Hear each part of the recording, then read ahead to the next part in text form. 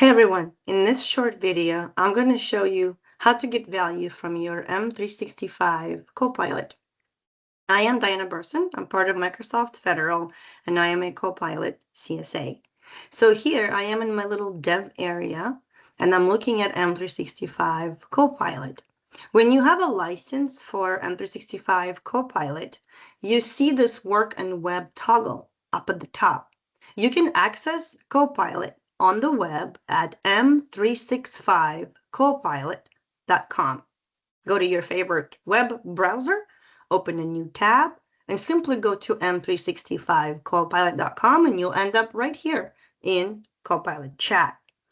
You can also use the desktop app. Just be sure you are using M365 Copilot and not our consumer Copilot. So when you are here in Copilot Chat, and if you do see work and web toggle up at the top, you are using our licensed version of the product. If you don't see the toggle up at the top, you are using our included offering, which is Copilot Chat. We offer Copilot Chat to everyone who has an M365 license. Now, this toggle means you are using the licensed version of Copilot, which adds extra capabilities. So with the licensed version of Copilot, you get two major upgrades. One is you get Work IQ, which is, simply put, all of your intelligence from inside of your M365 that Copilot can access on your behalf. So you can ask questions like, prepare me for today. What's important to me? What's on my calendar? How do I prepare for next meeting? Gather all the updates so that I can create a project update for my leadership sync, and all those things that you kind of go through routinely during your workday.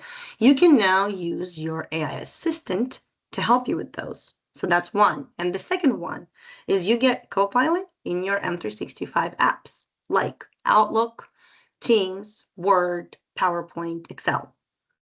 Check out the next video that talks about how to use Copilot in apps. So for today, let's stay in this Copilot chat and let me show you how to get value from this very powerful tool. Copilot chat is the heart of Copilot.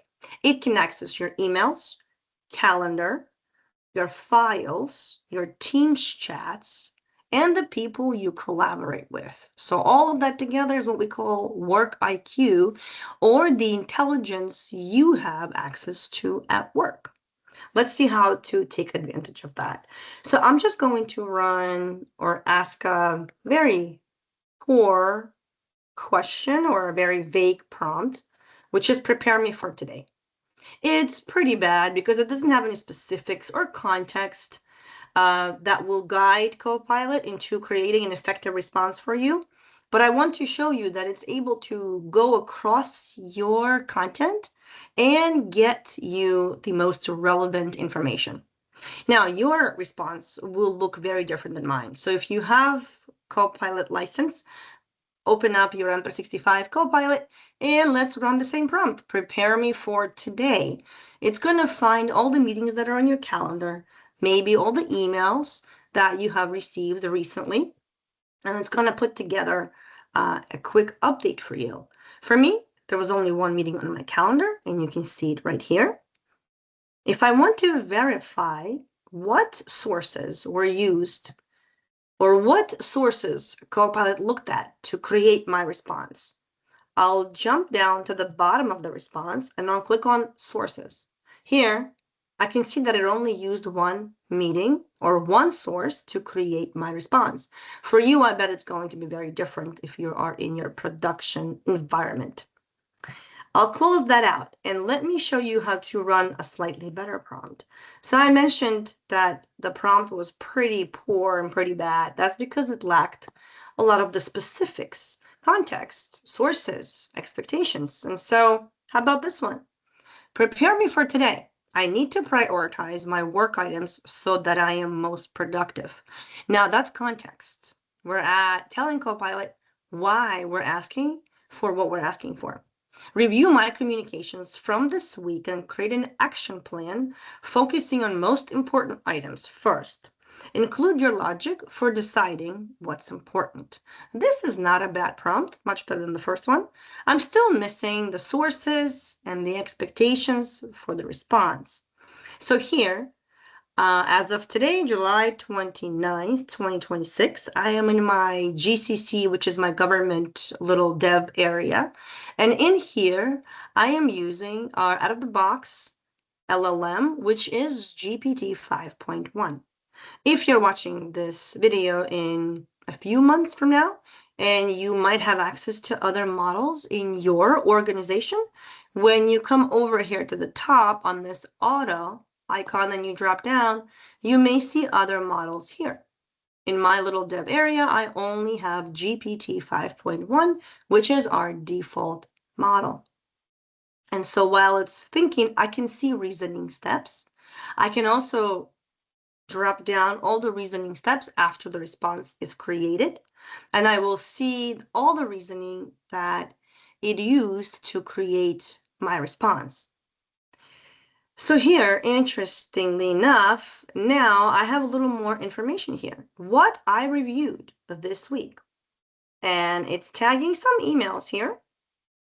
Not just that one meeting that it tagged in the first response. So this is a much better output. Here, it's telling me how it decided priority and what logic it used to decide what's important to me today. And then it's putting together my action plan. Reply to that email that is waiting on my reply. It even drafted a reply for me. Prep for my training planning sync. And then it's telling me which action items I have to kick off that planning. And providing my time-blocked schedule. So, much better response. Let's check sources. Now we can see several different sources were used, including some emails, meetings.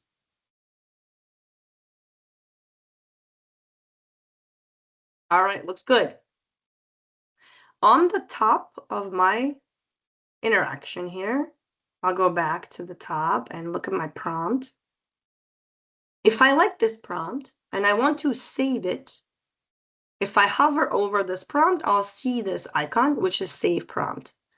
Click on the icon, and you can save your prompt in the prompt gallery, so you don't have to type it in again the next time you want to run it. So if I'm running this every morning, I can save this prompt in the gallery by using the save icon, and then I can open the prompt gallery to show you or to see my prompt.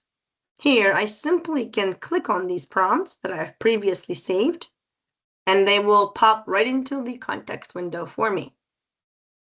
Now, I'll close the prompt gallery here and show you how to open it in a new chat. I'll go up top here to start a new chat. And here are suggested prompts or tasks that you can do. Clicking on these three dots next to your tasks will launch Prompt Gallery. And in the Prompt Gallery, you'll see lots of suggested prompts from Microsoft. We publish lots of different suggested prompts for you, so you can see easily what you can use Copilot for. You can even filter by task or your role. Now, right next to suggested prompts are your saved prompts. Using the save icon on the prompt allows you to save your prompt in the prompt gallery. And then you can easily access your prompt gallery inside of a new chat and find your favorite prompt or the one you need to run, and then just click on it. All right, let me show you the most effective prompt on prepping for today. This is the one I just created to show you in this video. So following the theme of Prep Me for Today, This prompt is more effective because it provides not only the goal, which is prepare me for today and review my communications, but now providing specifics from the past 3 days, where to look, Outlook emails, Teams chats, and channel messages. And then I'm including also the output expectation, such as rank these items using these rules, format this as a table. So let's run this prompt and see what response we get. Now, I started a new chat, which is my suggestion for you every time you switch a topic. Here, I'm kind of following the same topic, but I wanted to show you how to start a new chat. You should start a new chat every time you switch the topic of the conversation. In an existing chat, Copilot keeps the context of every prompt and every response in a single chat session. So if you switch a topic midway in your chat, it can get dizzy with all that information. So new topic, new chat. Now, while it's thinking, I'm going to show you a little bit of the left navigation here. So here I am in the chat section of Copilot. I also have some options here, search, which is my AI search, library, which I'll show you in 1 minute why you might want to use this option. And then create feature will allow you to create banners and images and posters. So do all your creative work in this create function. There's lots of features available to you. Now, I have agents enabled in this little dev area. And if you don't see anything here after your create, that means your organization has not enabled Copilot agents yet. Now, just down below after agents, I see all of my notebooks. I have a video on how to create and use notebooks, so check that out. And now, here on the bottom of my left navigation, I see all of my chats. So these are all of your chat or messages with Copilot, and you can easily get back into them, or you can search using this search icon that appears as you hover over chats. Now, I won't go into search, but if I click into it, I can basically look at all of my chats, which should be there for at least 180 days, contained in your chat history, unless your organization has created a retention policy that is past 180 days. You should also be able to delete your chats right from your left navigation. If you click on the 3 dots and go to delete. Now, if you want to get into your apps right from Copilot, down below or very on the bottom, right above your name, you see the option to get into apps. And this is where you go and access your Outlook, your Teams, Word, PowerPoint, and your OneDrive. All right, this response is just about done. So I will show you the difference between the first response and the second response and this response.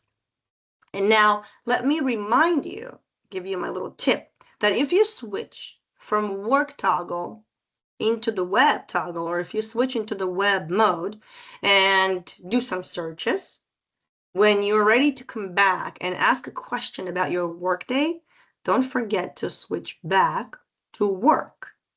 A lot of times I've mistakenly started asking questions about my work and realized that I'm in the web tab. So in the web tab, Copilot will forget or ignore all of your work data. Now, Copilot is also present in many of your applications, as I mentioned in the beginning. So when you have a license for Copilot, you get Copilot today in the government space in these apps: Outlook, Teams, Word, PowerPoint, Excel. You also have Copilot in OneDrive for Business on the site or on your OneDrive for Business app. You also have Copilot in SharePoint. I have a video on that as well. You also have Copilot in Stream, which is our video service. And Copilot is coming soon to Forms in the government space and to Planner in the government space. You also have Copilot in OneNote. So when you open your OneNote on your desktop or on the web, you can turn your notes into a status update. I think I've covered all the apps as of today. If you're watching this video later on, we might already have Copilot in other apps. So let's take a look. 32 steps it took to reason. And here are all my steps. Did quite a bit of thinking here. And then here's my output, which is my prioritized action plan from the last 3 days of Outlook activity. And you can see the reasoning here. Since this is a little dev area, it did not find any Teams chats or channel posts. Here's my plan. Very thorough and very comprehensive, including all of the information.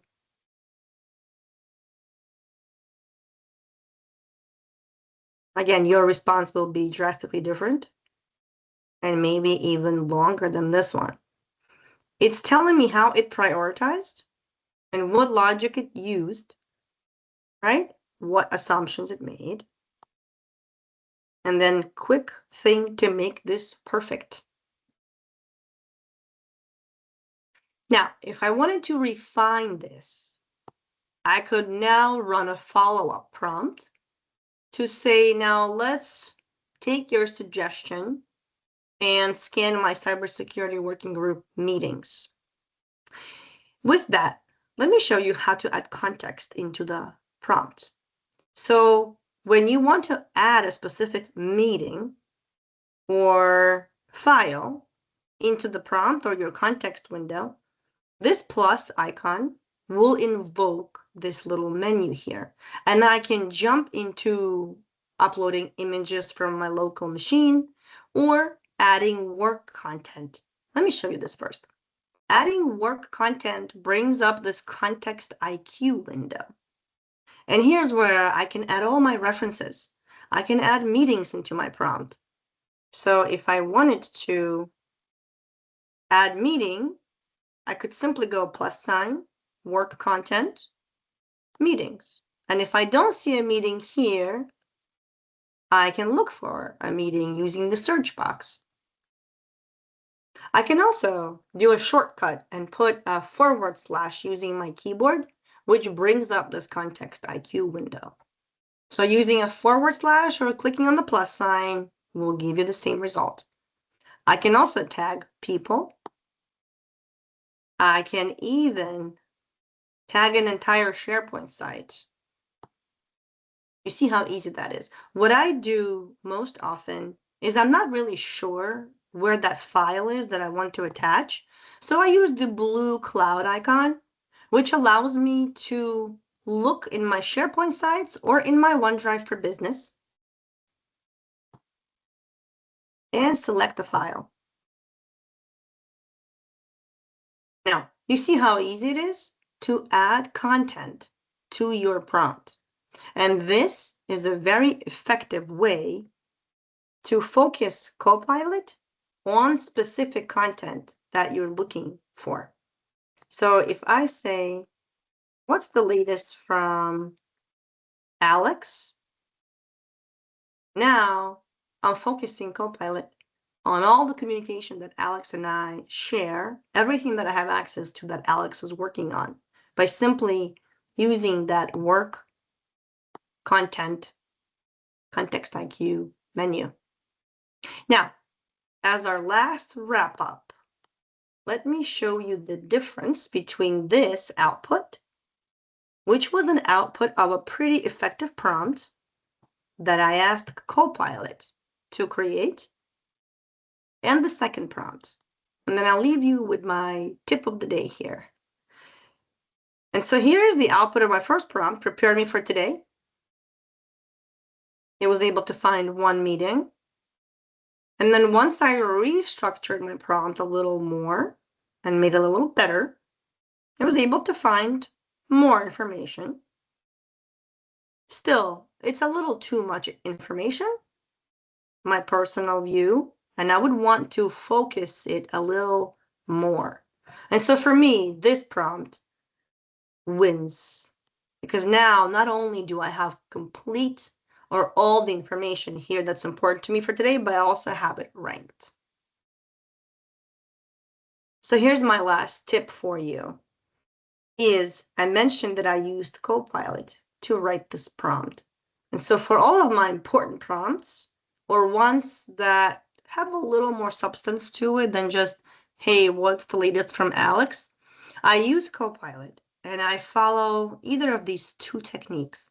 I either ask Copilot, hey, write a prompt, or I usually say, create an effective prompt for this task. And then I tell it exactly what I want to do. Hey, I need to create a product update or a project update. I need to prepare for my leadership sync that's on Friday, and here's what I need to report on. So ask Copilot to create an effective prompt for the following task, and then just naturally give it all your thoughts about the task at hand. Or you can follow the second strategy, which is to take a shot at writing the prompt, which I sometimes do, and then asking Copilot to A, evaluate the prompt I have, and B, suggest ways to make it better. Either strategy or either method will work just fine.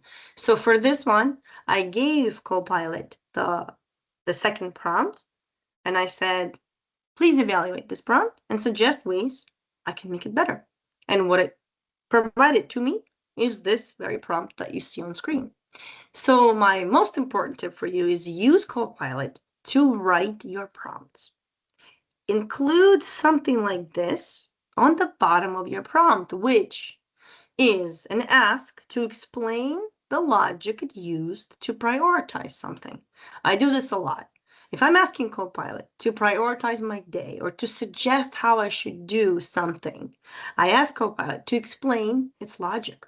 Then you're not left wondering how it created the response. I hope you like this video, and check out other videos in this series to learn how to get value from your M365 Copilot. Thank you for watching, and we'll see you next time.